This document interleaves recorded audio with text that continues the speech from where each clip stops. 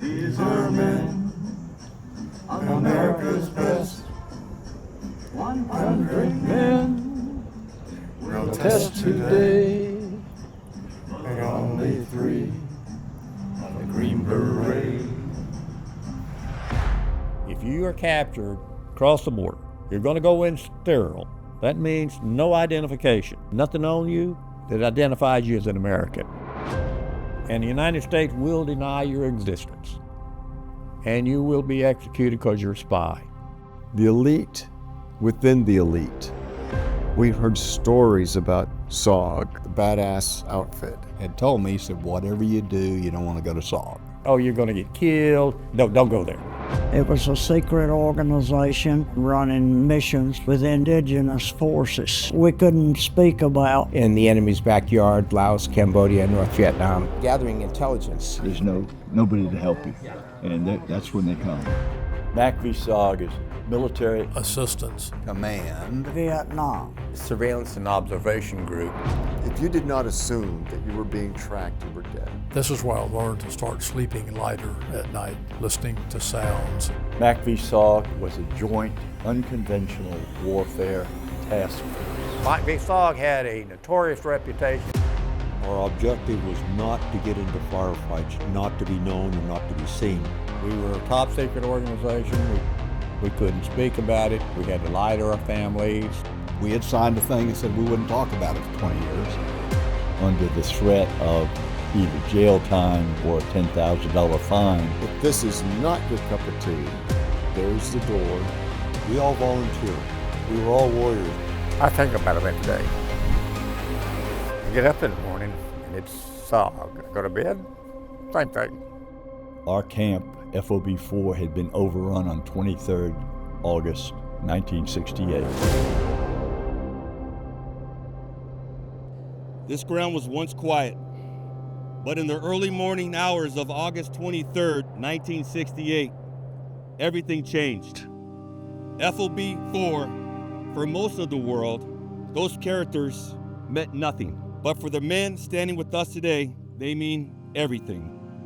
Those were the days that we were young, full of piss and vinegar, and that we would see our friends in the morning for breakfast and give a toast that evening when they didn't come home.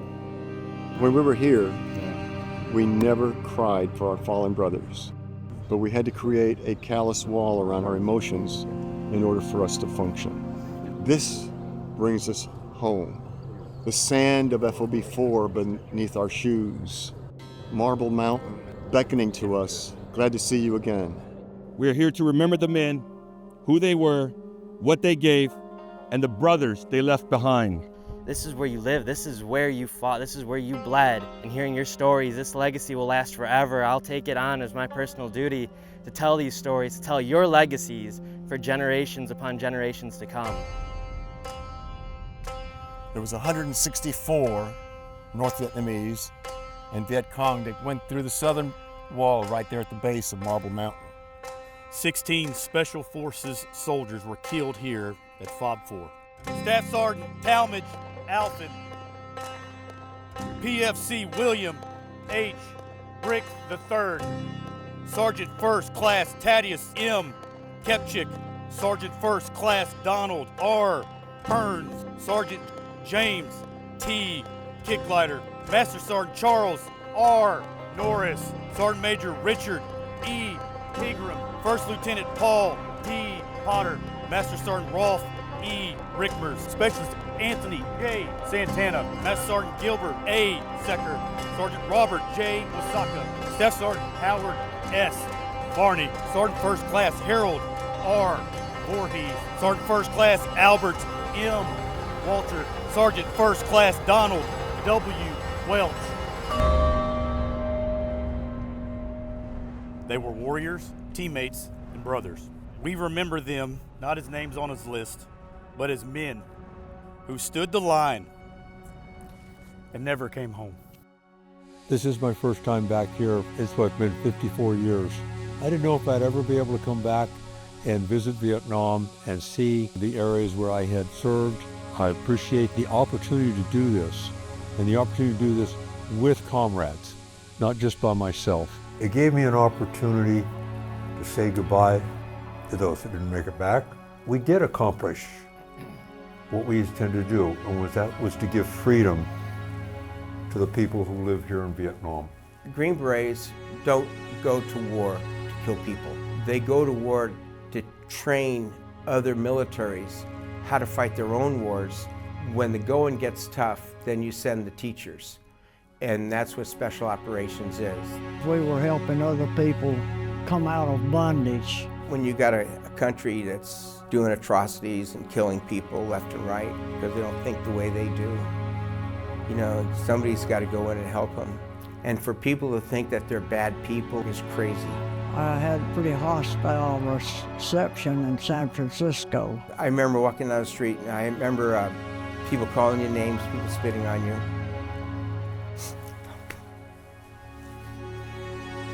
People throwing food at you. Pretty disgusting to come home and be treated that way. They don't know. I came to face the demons. And sometimes the demons are in your past. When I came to FOB4, I was afraid that a smell would trigger and awaken the demon. There was no smell, and the demon died, and I won. And I'm glad I came. And coming back and seeing how the country has prospered, has done well, it's a great sense of relief. Life is going to be different now for us because that weight, it's pretty heavy. It was a wonderful time. I'll never forget it. And I'm lucky to have been part of it. Climbing that mountain brought back lots of memories. That's what I'm here for. One last time. I didn't think I would ever see this again. I'm delighted to see the Vietnamese people at peace. The Vietnamese people have rebuilt their lives and their culture. That is the most gratifying thing to see. This is outstanding. Coming back to Vietnam has shown me that what we did was the right thing to do. Once upon a time, there were military installations along China Beach. And now we see 5-star hotels. The people that we came to save are now better. And I want to thank you for giving us that opportunity to look at the past and we rise like the phoenix and see the future.